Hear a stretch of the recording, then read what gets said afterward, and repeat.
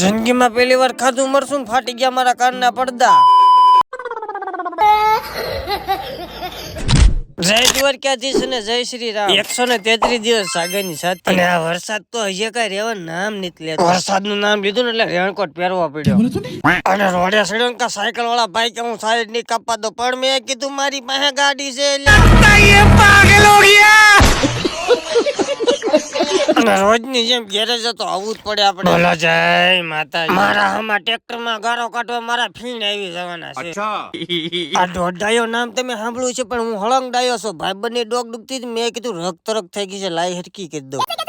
હવે ભાઈબંધ તો કઈ માન્યો નહીં, પણ મારે સડવું પડ્યું હલોડે માથે. એ હલર માથે મફત નો માવો ખાવાનો એટલે બે વાતની મસ્કી મારવાની, ખાઈ લેવાનો મારી ઘોડે મફત નો માવો. हमारे यहाँ ऐसा ही होता है. હવે મેં કીધું કઈ નકરું માવો ખાતે હાલ છે ને થોડું ગળશી લે.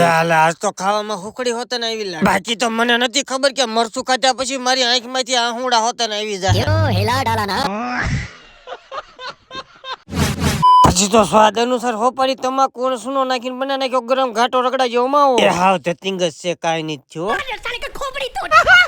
અને પછી તો આવી ગયા ભાઈબંધ. અરે ભાઈબંધ નું થોડું કામ બતાવવા ક્યાંક જવું પડે ને ભાઈ રખડવા. પણ અહીંયા નળિયાના તો ઠેકાણા નહીં. નળિયાના ઠેકાણા નથી કેમ લઈ જા.